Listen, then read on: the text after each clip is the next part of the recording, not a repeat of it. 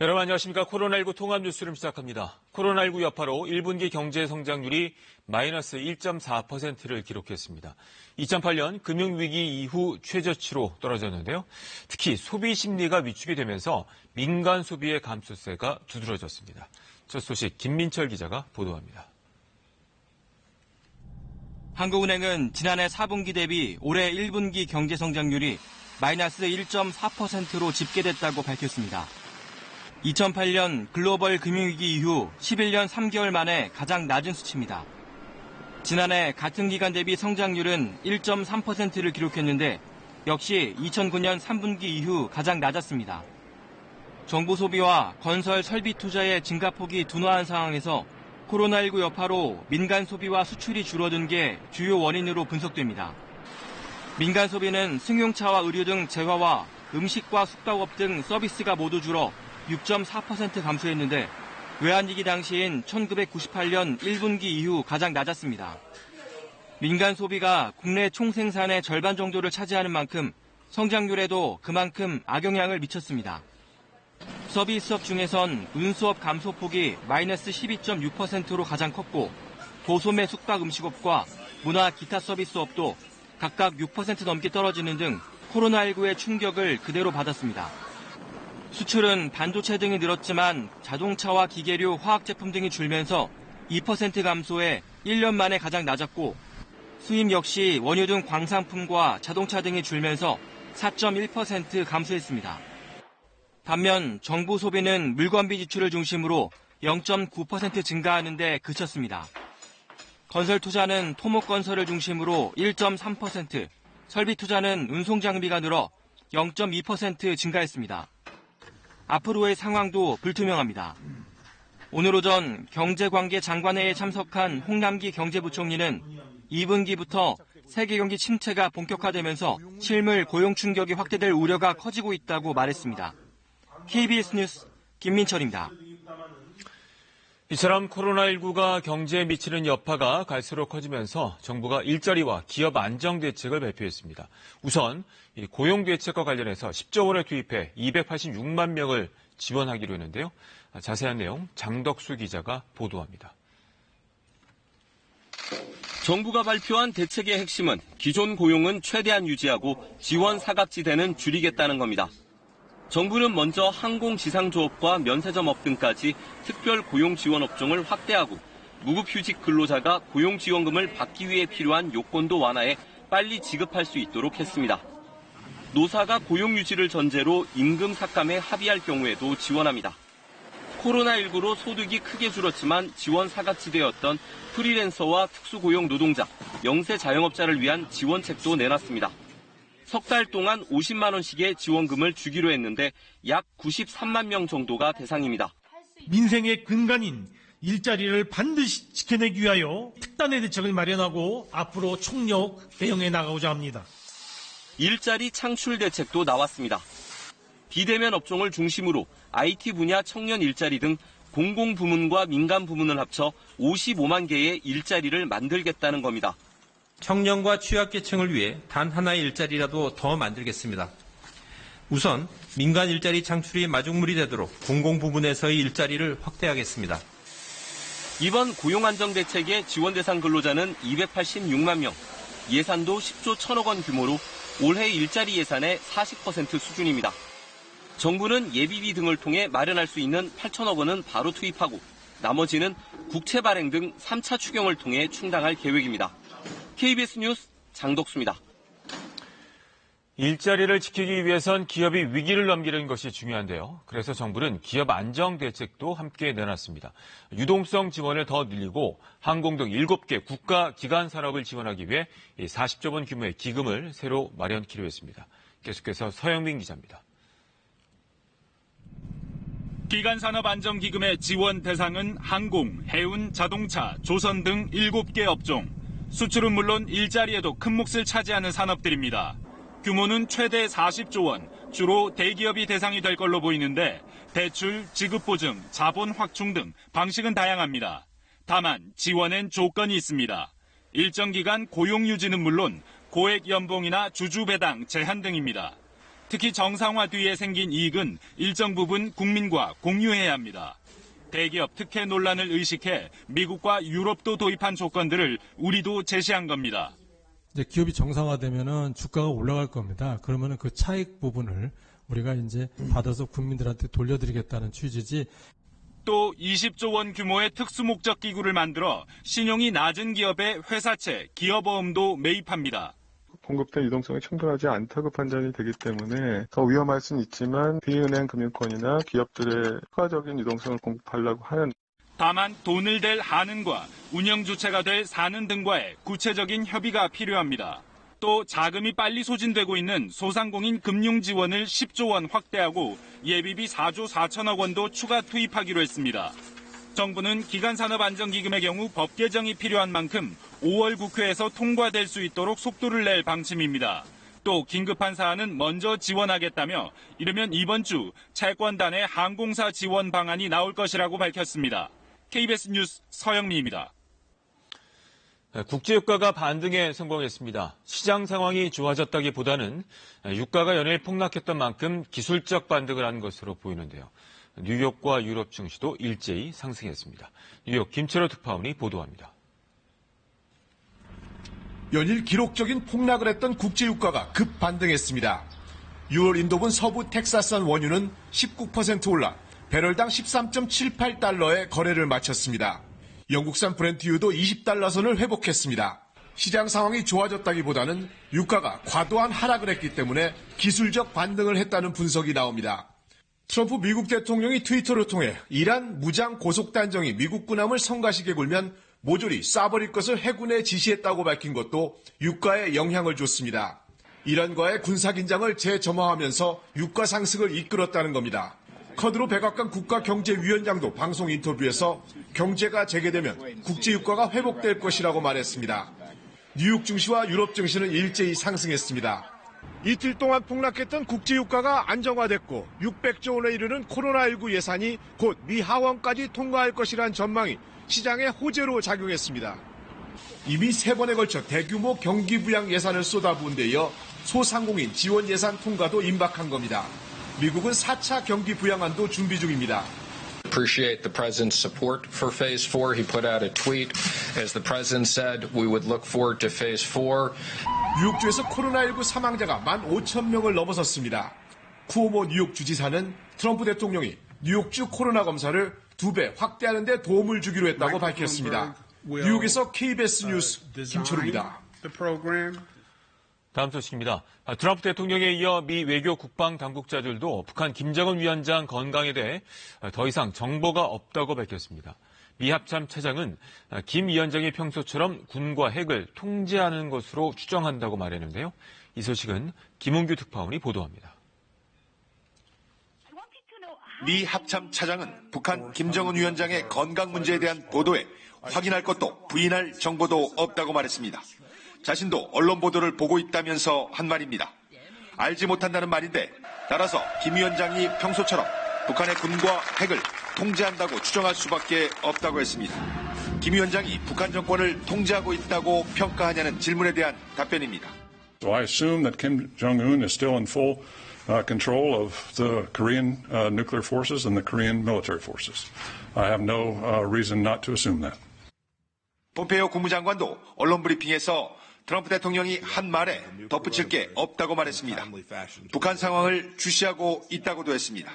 I don't have anything to add on North Korea. As the president said last evening, I think it was, we're watching closely what's taking place there. 트럼프 대통령은 하루 전 김 위원장의 건강 상태를 알지 못한다고 말했습니다. 북한 미사일 움직임을 주로 포착하는 미 공군 RC-135W 정찰기가 하루 전 한반도 상공을 비행했다고 민간 항공기 추적 사이트 에어크라프트 스폿은 전한 바 있습니다. 미 북부사령관은 북한의 탄도미사일 발사 등의 경계와 대응 태세를 유지하고 있다고 말했습니다. 버지니아에서 KBS 뉴스 김은규입니다. 독일 보건당국이 코로나19 백신 후보 물질의 인체 임상시험을 허가했습니다. 임상시험 첫 결과는 6월 말쯤 나올 것으로 보이는데요. 한편 독일 대부분주는 공공생활 제한 조치를 완화하면서 동시에 마스크 착용을 의무화했습니다. 베를린 유광석 특파원이 보도합니다. 독일과 미국 바이오 기업이 개발 중인 코로나19 백신 후보 물질의 인체 임상 시험을 독일 당국이 허가했습니다. 독일 기업 바이오엔테크는 보건당국으로부터 백신 후보 물질의 임상 시험을 허가받았다고 밝혔습니다. 독일에서 첫 번째로 진행되는 임상 시험에는 18세에서 55세의 시민 200명이 참가합니다. 백신 후보 물질은 미국의 제약업체 화이자와 공동 개발합니다. 미국에서도 허가가 나는 대로 임상 시험이 이뤄질 예정입니다. 바이오엔테크가 개발 중인 백신 후보 물질은 4종류로 유럽에 있는 시설에서 이 물질을 생산할 계획입니다. 임상 시험의 첫 결과는 6월 말에 나올 것으로 예상됩니다. 다만 독일 보건당국은 올해 안에 일반 대중에게 접종이 가능한 백신이 허가될 가능성은 낮다고 밝혔습니다. 바이러스가 통제권 안에 들어왔다는 판단 아래 제한 조치 완화를 시작한 독일은 마스크를 보완책으로 선택했습니다. 지난 20일 작센주를 시작으로 독일 16개 연방주 가운데 브레멘을 제외한 15개 주가 공공장소 마스크 착용 의무화를 결정했습니다. 일반 상점과 학교, 종교시설 등을 순차적으로 열기로 하면서 바이러스 재확산이 우려되는 만큼 마스크가 방어막이 될 수 있다고 판단했기 때문입니다. 베를린에서 KBS 뉴스 유광석입니다. 정부 여당이 긴급재난 지원금을 전 국민에게 지급을 하되 고소득자들의 자발적 기부를 추진하는 방안에 합의했습니다. 하지만 통합당은 여전히 두고 보자는 입장인데요. 국회 논의는 진행되지 않고 있습니다. 보도에 조지현 기자입니다. 정부 여당부터 한 목소리를 내라는 야당 지적에 결국 정부 한 발 물러섰습니다. 당정은 4인 가족 기준 100만 원을 지급하되 고소득자들에겐 자발적 기부를 추진하는 방안에 합의했습니다. 자발적으로 지원금을 수령하지 않기로 의사를 표명한 국민에 대해서는 기부금에 포함시켜서 기부금 세액공제를 부여하는 방안 등도 검토를 할 것입니다. 세액 공제 혜택으로 외환위기 당시 금모으기 운동처럼 참여를 독려하겠다는 건데 그만큼 재정 지출을 줄일 수 있다는 계산입니다. 어제 당정 합의는 정세균 총리가 직접 나서 중재 역할을 한 것으로 전해졌습니다. 정 총리는 자발적 기부가 가능한 제도가 국회에서 마련된다면 정부도 이를 받아들이겠다고 밝혔습니다. 공이 다시 통합당으로 넘어간 셈인데 통합당은 일단 예산 수정안부터 보자고 했습니다. 특히 자발적 기부자에게 세액 공제를 해주는 방안에 부정적인 입장입니다. 제가 돈을 100만 원 받았어요. 받았는데 기부를 했어요. 그러면 내 세금을 깎아주면 그러면 도대체 그게 무슨 국채는 무슨 돈으로 갚습니까? 민주당 이인영 원내대표는 예산 수정안을 내라는 건 시간 끌기라고 맞섰습니다. 시간이 그리 많지 않은데 여야 원내대표 회동도 언제일지 불투명한 상황. 청와대는 이번 임시국회에서 추경안이 처리되지 않는 최악의 경우 긴급 재정경제명령권 발동까지 고려하고 있습니다. KBS 뉴스 조지현입니다. 정부가 사회적 거리두기가 끝나면 시행되는 생활 속 거리두기에 대한 지침 초안을 공개했습니다. 또 코로나19로 문을 닫았던 국립 야외시설이 어제부터 운영을 재개했는데요.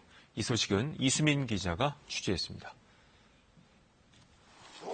한 달 넘게 폐쇄됐던 휴양림이 다시 개방됐습니다.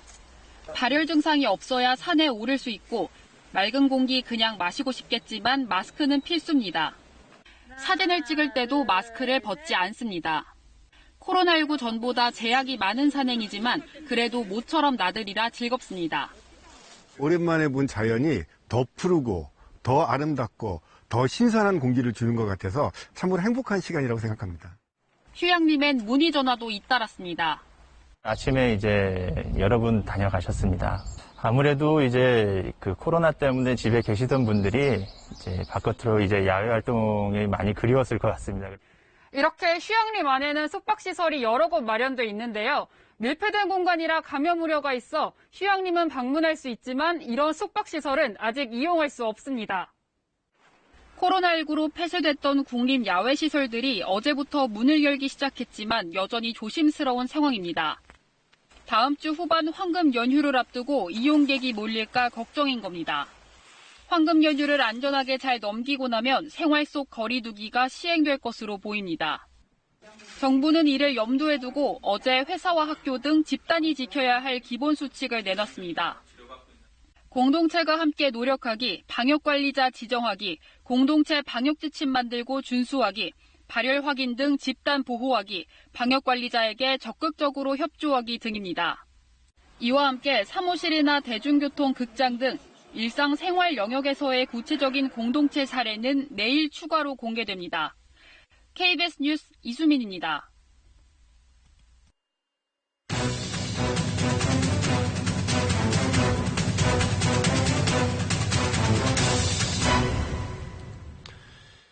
이번엔 KBS 재난방송센터 연결해서 코로나19 현재 상황을 분석해 보겠습니다. 김민경 기자, 먼저 국내 확진자 현황부터 정리해 주시죠. 네, 현재까지 확인된 사망자는 238명입니다. 확진자는 모두 1,694명인데요. 이 중에 치료가 끝나서 격리가 해제된 사람은 8,200여 명입니다. 신규 확진자는 전날보다 11명 늘었는데요. 일별로 봤을 때 최근 확진자 수가 크게 줄어들고 있는 모습이 보입니다. 지난 9일 이후 연속해서 50명 미만의 안정적인 추세 보여주고 있고요. 특히 최근 닷새간은 10명 안팎에 머물고 있습니다. 특징적인 점은 이달 초까지만 해도 파란색으로 표시되고 있는 지역사회 감염이 많았지만 최근에는 빨간색으로 표시되고 있는 해외 유입 비중이 더 높아졌다는 겁니다. 어제 역시 신규 확진자 11명 중에서 해외 유입이 검역을 포함해서 모두 6명으로 더 많았습니다. 서울의 확진자 2명은 모두 해외 유입 사례였고요. 대전에서도 1명이 나왔습니다. 대구, 경북 지역의 3명은 모두 지역사회 감염 사례였습니다. 신규 확진자 수는 줄어드는 추세인데 지금 상황에서 짚어볼 만한 어떤 특징이 있을까요? 네, 먼저 70대에서 치명률이 처음으로 10%를 넘어섰다는 점입니다. 또 80대로 가면 23%까지 올라가서 감염된 4분 중 1분은 숨진 걸로 나타났습니다.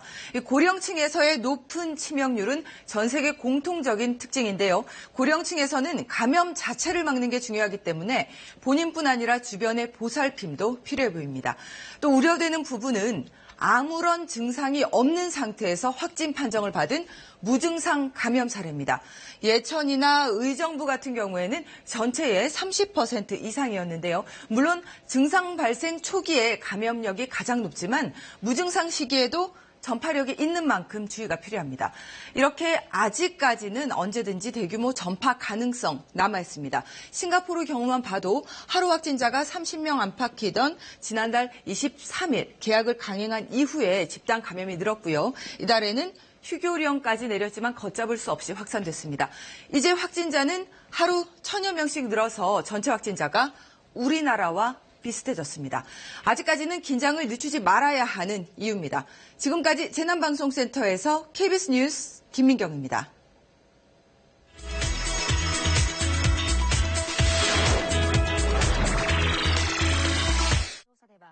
코로나19 확진자가 급증하고 있는 일본에서는 의료 현장에서 마스크 등의 의료 물자 부족이 심각합니다.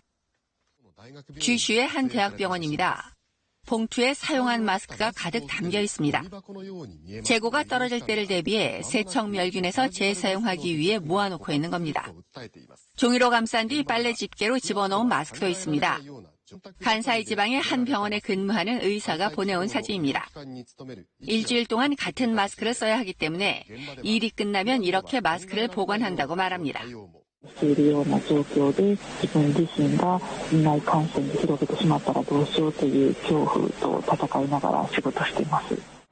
이런 가운데 오사카에서는 학교 교직원들이 모여 간호사의 도움을 받아가며 비닐봉투로 방호복 대용품을 만들고 있습니다. 한 병원 관계자는 5월 1일까지 2만 장을 만드는 것이 목표라고 말합니다. 중국은 코로나19가 안정세로 접어들면서 곳곳이 일상을 회복해가고 있는데요. 특히 식재료 물류망 회복으로 요식업계가 활기를 띠고 있습니다. 샤오롱샤 음식점을 운영하고 있는 깐수성 란저우의 쉬지준 씨. 코로나19 사태로 가게 문을 닫았다 최근에야 장사를 다시 시작했습니다. 주요 식재료인 샤오롱샤를 1,000km 넘게 떨어진 후베이성에서 공급받아 왔는데 이제야 공급이 재개됐기 때문입니다. 수산물 도매상인 란저우의 우빈홍 씨도 물류망이 정상을 회복하면서 전국 각지에서 주문이 폭주해 분주한 나날을 보내고 있습니다. 未来的就是打算和新疆乌鲁木齐甚至拉萨这个市场呢还要开发出来。 광둥성 광저우도 음식점 90% 이상이 영업을 재개했습니다. 특히 코로나19 사태로 배달에 주력했던 유명 토박이 음식점들은 현장 영업이 재개되자 코로나19 발생 전보다 매출이 2배 이상 늘어난 곳도 있습니다. 코로나19로 근무 형태나 장소가 크게 달라졌는데요. 독일 구직센터에서는 요즘 각종 문의와 지원 요청이 빗발치고 있습니다. ���른 구직센터입니다. 출입구가 폐쇄돼 방문객의 출입은 불가능하지만 그렇다고 업무를 중단할 수는 없습니다. 그 어느 때보다 많은 시민들이 도움을 필요로 하고 있기 때문입니다. 전화나 이메일 문의는 엄청나게 밀려들고 있습니다. 센터에서 기술 실무를 보던 직원들까지도 문의사항을 분류하고 담당자에게 전달하는 등 사무 업무를 지원하고 있을 정도입니다. Also wir haben überschlagen, das, wo wir vielleicht vorher 1000 Anträge im Monat bekommen haben, bekommen wir jetzt in der Woche 500 rein. Also es ist schon eine enorme Steigerung. 주중 초과 근무는 당연하고 주말까지 일하는 경우도 있습니다. 특히 근무 형태나 장소의 변화에 따른 재교육 신청이 급증하고 있습니다. 또 정부로부터 공식적인 지원을 받을 수 없다는 사실을 알고 있으면서도 정신적인 고통을 호소하며 감성적으로 지원을 호소하는 내용도 끊이지 않고 있습니다. 직원들은 최선을 다해 긍정적인 답변을 해주려고 노력하고 있는데요. 독일 사회는 이 어려운 시기를 함께 극복해 나가기 위해 최선을 다하고 있습니다. 연중 내내 몰려드는 관광객들로 인구 과잉에 시달리던 세계적 관광도시 이탈리아 베네치아. 사람들의 발길이 끊긴 지 50여일이 된 시내는 고요하기만 합니다. 외국 관광객들이 이용하던 호텔, 식당들은 언제 다시 손님을 받을 수 있을지 알 수 없는데요. Au début, on parlait d'une interruption d'1 ou 2 mois, puis 3 à 4. Et maintenant, beaucoup parlent d'une reprise de l'activité au début de l'année prochaine. 코로나19 바이러스의 출현 이후 도시 관광업에 대한 전망과 계획을 수정해야 한다는 목소리가 업계 전문가들과 시청 관계자들 사이에서 나오고 있습니다. 과도하게 많은 관광객이 몰리는 이른바 과잉 관광을 막고 관광 수입을 유지하기 위한 합리적인 방안을 찾아야 한다는 것입니다. Je crois que l'histoire de ces grands bateaux dans Venise vient de se terminer avec l'épidémie. Cela n'aura plus de sens de les accepter encore. 베네치아 시청은 앞으로 하루 최대 방문 관광객 수를 제한하는 방안도 검토할 계획인데요. 전염병의 침입으로 도시 관광업의 미래도 큰 전환점을 맞고 있습니다. KBS 월드뉴스입니다. 총선 참패 뒤에 수습 방안을 고민해온 미래통합당이 논란 끝에 결국 김종인 비대위로 수습 방안을 정리했습니다. 그런데 김종인 위원장은 임기 제한 없이 전권을 달라는 입장인데요. 이 통합당 내부에선 출발부터 비판의 목소리가 나옵니다. 박혜진 기자입니다. 비대위로 갈 건지 조기 전당대회를 열 건지 갑론을박 끝에 김종인 비대위로 결론 났습니다. 의원과 당선인 전수조사를 통한 결정입니다. 142명에 대해서 전부 전화를 전수 돌렸습니다. 그 결과 김종인 비대위가 다수로 나왔습니다. 원내대표 선출은 다음 달 초로 가닥을 잡았습니다. 김종인 전 총괄 선대위원장 아직 답변하지 않았습니다. 다만 전당대회까지 당을 이끄는 관리형 비대위원장엔 명확히 선을 그었습니다. 사실상 당대표로 전권을 행사하겠다는 겁니다. 다음 대선을 어떻게 끌고 갈 거냐 하는 그 준비가 철저하게 되지 않고서는 지금 비상대책위원회를 만드는 의미가 없어요. 논란 일주일 만에 결론은 났지만 비판은 계속됐습니다.